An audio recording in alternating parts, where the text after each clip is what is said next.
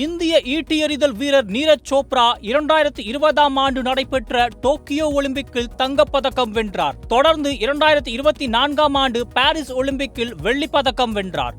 ஒலிம்பிக்கில் தங்கம் வென்ற முதல் தடகள வீரர் என்பதால் இந்தியாவின் தங்க மகன் என அழைக்கப்படுகிறார். ஜனவரி 16ஆம் தேதி டென்னிஸ் வீராங்கனை ஹிமானி மோரை நீரஜ் சோப்ரா மணம் முடித்தார். திருமண புகைப்படங்கள் வெளியான பிறகே நீரஜ் திருமணம் செய்த விஷயம் வெளியில் தெரிய வந்தது. நெருங்கிய உறவினர்கள், நண்பர்கள் என சுமார் 60 விருந்தினர்கள் மட்டுமே இந்த விழாவில் கலந்து கொண்டுள்ளனர். ஹரியானாவின் லார்சௌலியை சேர்ந்த ஹிமானி பள்ளி படிப்பை சோனிபட்டில் உள்ள லிட்டில் ஏஞ்சல்ஸ் பள்ளியிலும் கல்லூரி படிப்பினை லூசியானா பல்கலைக்கழகத்திலும் பயின்றவர். தற்போது அவர் பிராங்க்லின் பியர்ஸ் பல்கலைக்கழகத்தில் பகுதி நேர தன்னார்வ உதவி டென்னிஸ் பயிற்சியாளராக பணியாற்றி வருவதாக கூறப்படுகிறது.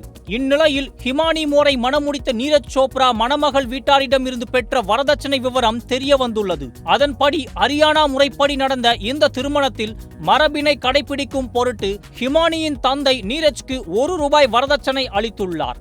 இது தவிர வேறு பணமோ பரிசுகளோ பொருட்களோ அளிக்கப்படவில்லை என கூறப்படுகிறது. பல ஆண்டுகளாக நெருங்கி பழகி வந்த நீரஜ் ஹிமானி குடும்பத்தினர் இந்த திருமண பந்தத்தின் மூலம் தங்களது உறவினை தற்போது அடுத்த கட்டத்திற்கு எடுத்து சென்றுள்ளது குறிப்பிடத்தக்கது.